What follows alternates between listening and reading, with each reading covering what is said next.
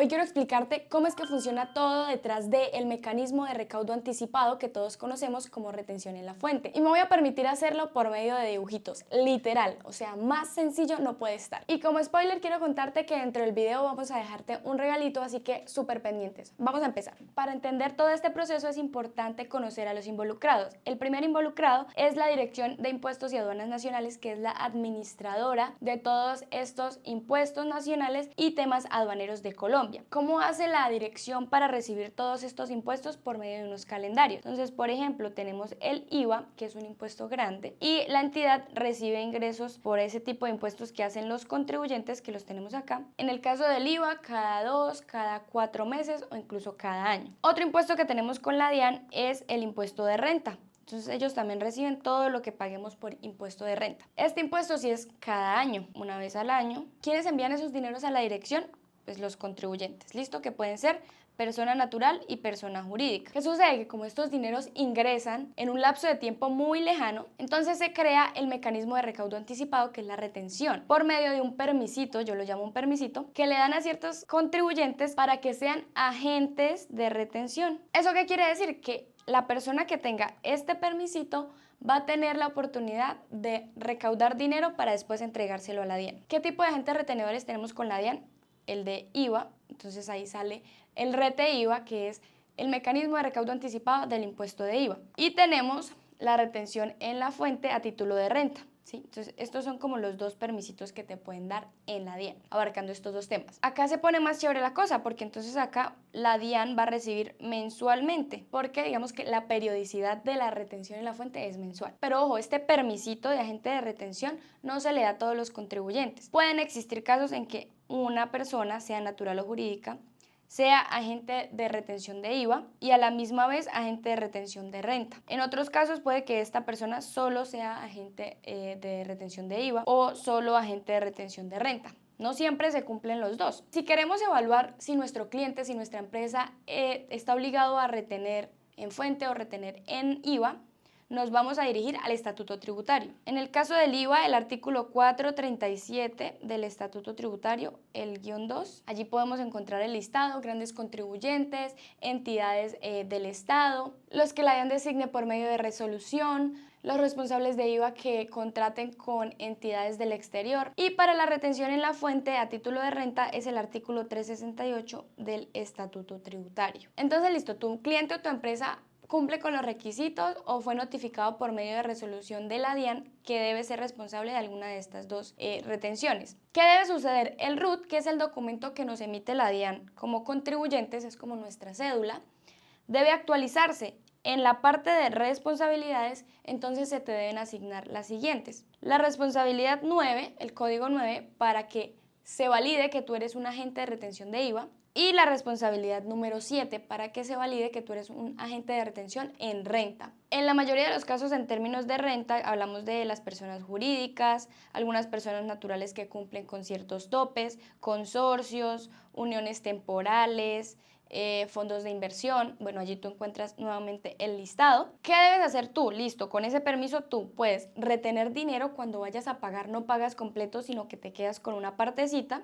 y posteriormente enviarle eso a la DIAN. Que a ver, si tú no cumples con las condiciones de tener ese permiso, vas a tener unas consecuencias, en este caso sancionatorias, de acuerdo al Estatuto Tributario. Hasta aquí tú ya la tienes súper clara de qué es lo que pasa contigo a nivel del permiso. Ahora, no quiere decir que tú le vas a retener cualquier cantidad de dinero a las personas que les vas a pagar. No, eso tiene un reglamento y es la tablita que tú vas a estar viendo por acá en pantalla, que nos determina si podemos hacer retenciones en compras, con qué base y qué tarifa aplicarle a cada tipo de persona con la que negociamos, en temas de servicios, en temas de honorarios, en temas laborales. Para cada concepto hay una base y hay una tarifa que tú debes revisar cuando vayas a hacer negociaciones para que apliques la tarifa correcta de retención. Quiero hacer un paréntesis para contarles que estas ayudas didácticas que tenemos por acá las estoy sacando de la cartilla tributaria de Alegra, que pueden descargar ustedes totalmente gratis y que tienen información de todo lo relacionado a impuestos en Colombia, explicado minuciosamente, así que en la descripción del video les voy a dejar el link para que la puedan descargar gratuito. ¿Listo? Entonces sigamos con este ejemplo. Tenemos a Juliana, que por regla general es agente retenedor de renta. Sí, esa es la regla general para las personas jurídicas. Tú creas una persona jurídica, de una vez tienes la responsabilidad 7. Juliana le está comprando a Pedro en 2023, sí, o sea, el año pasado. Pedro le vende a Juliana con una factura por 3 millones de pesos más 570.000 de IVA, un total de 3.570.000. Pero resulta que Juliana tiene, miren, acá está el permisito que a ella le dieron de ser agente retenedora de renta. Entonces Juliana se tiene que ir a la tablita que yo ya les mostré. Como esto es una compra, va a aplicar una tarifa del 2.5%, porque Pedro es una persona natural, pero declara renta. ¿Listo? Juliana revisa que si supera la base. La base que tenemos es 1.271.000. Es decir, si estamos ahí o por encima de ese valor, tenemos que aplicar esta tarifa. En este caso superamos, entonces Juliana tiene que retenerle a Pedro. Lastimosamente no le puede pagar completo. El 2.5 se va a calcular sobre el valor antes de IVA, ojo a eso, ¿no? Al final, Juliana le paga 3.495.000 y a la DIAN le paga 75.000, que corresponde a la retención en la fuente del 2.5 por compras. ¿Listo? ¿Cómo le paga eso Juliana a la DIAN? No va Juliana a la puerta de la DIAN a entregar ese dinero en efectivo, no. Si esto pasó en abril, en mayo Juliana va a hacer algo que se llama el formulario 350, por donde ella debe declarar esas retenciones que practicó, que es ese formulario que tú estás viendo en pantalla. En ese formulario 350 tú detallas por qué aplicaste retención, es decir, por qué concepto y cuánto fue. Eso se hace por medio de la página de la DIAN, el Muisca, con tu usuario y tu contraseña. Tú entras al módulo de presentar y declarar, allí ubicas el formulario 350 y empiezas a diligenciar la información. De esa manera, el dinero por retenciones empieza a llegar a la DIAN mensualmente. Pero aquí hay algo particular, si ustedes se fijan, yo envío este formulario y en ningún momento menciono a Pedro. O sea, en ningún momento yo le estoy diciendo a la DIAN, oiga, estos 75.000 son de Pedro, ¿cómo se los van a dar a Pedro? Pasamos a la etapa siguiente de este proceso. Resulta que ya en 2024, entre los meses de enero y marzo, Pedro se va a acercar a Juliana a solicitarle un certificado de retenciones, en donde Juliana le tiene que expedir el concepto por el cual ella le retuvo a Pedro, la tarifa que le aplicó y el valor. Con ese certificado, Pedro muy tranquilamente puede ir a presentar su declaración de renta, sabiendo que esas retenciones ya las tiene certificadas. Aquí Pedro tiene su certificado. Pedro empieza a hacer su formulario 210, que es en donde declaran las personas naturales su renta. Y allí esa declaración dice, oiga, usted tiene que pagar 5 millones de pesos en renta. Dice, no, porque yo aboné 75.000 en abril del año pasado cuando le vendí a Juliana y ella me retuvo. A esta declaración se le van a descontar los 75.000 que Pedro dejó de recibir en abril por Juliana, siempre y cuando tenga este certificado. En este caso, entonces, don Pedro ya no pagaría 5 millones de renta, sino 4.925.000. Entonces, así la DIAN recibió al año una renta, valor de renta, pero en el mes de abril también recibió un anticipo por esas retenciones. Si te quedaste hasta acá, entonces eres merecedor de este regalo que te prometí al principio. Resulta que cuando tú veías en la tablita hay un concepto que es rentas laborales, ¿cierto? Esas rentas laborales tienen una depuración diferente a la que yo te estoy explicando acá para los que son empleados y trabajadores independientes. Eso yo ya lo expliqué en mi curso de asistente contable desde cero, es pago, pero por haber visto esta clase yo te voy a regalar esas explicaciones. En la descripción nuevamente de este video yo te voy a dejar un formulario para que me dejes tu correo y por allí yo te envié esas dos clases que grabamos para el curso. Veamos cómo se aplica todo esto en el RETE IVA. Para ello nos basamos en el decreto 1625 de 2016.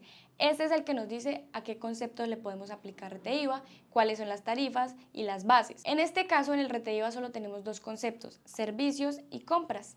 Veías que en la retención en la fuente tenemos un listado mucho más amplio, acá solo son dos conceptos y la base en la que nos vamos a parar es si el servicio que tú estás comprando está evaluado en 4 VTs o por encima, hay que aplicar RETE IVA. ¿Cómo hacemos nosotros? Tomamos la VT del año vigente, porque esta cambia todos los años, y la multiplicamos. En el caso de los servicios, entonces la base sería 188.000. En el caso de las compras, 1.271.000, que ahí si tú te fijas y analizaste, es la misma base de las compras de retención en la fuente. ¿Cuál es la tarifa? En el RETE IVA hay una regla general, es que siempre va a ser la tarifa del 15%, aunque existen tarifas del 100%, como las que tú vas a estar viendo por acá en pantalla. Estos son casos especiales que te voy a invitar a que vayas y leas en la cartilla tributaria que puedes descargar gratis, pero generalmente aplicamos la del 15%, ¿listo?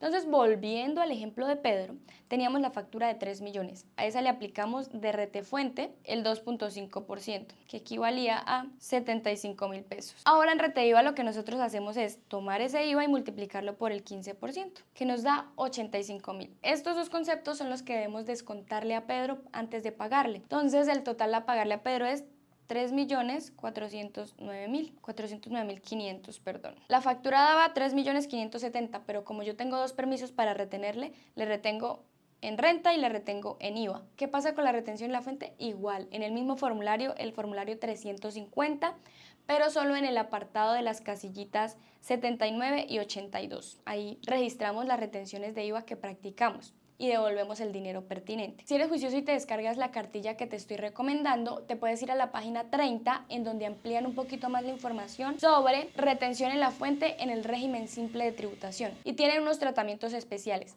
La regla general para este régimen, cuando tú le estás comprando a alguien que es de ese régimen simple de tributación, es que no le aplicas retención ni ellos te aplican a ti, de ninguna de las dos maneras, pero tiene algunas excepciones que te voy a invitar a que las amplíes en la cartilla. ¿Listo? Con esto yo me despido, espero que la explicación haya sido útil y clara para ti. No olvides que para ser parte de esta comunidad simplemente debes suscribirte en el botoncito rojo de abajo y debes seguirme en todas mis redes sociales para que no te pierdas ninguno de mis contenidos. Sin nada más que decir, yo me despido, muchas gracias por estar acá y nos vemos pronto.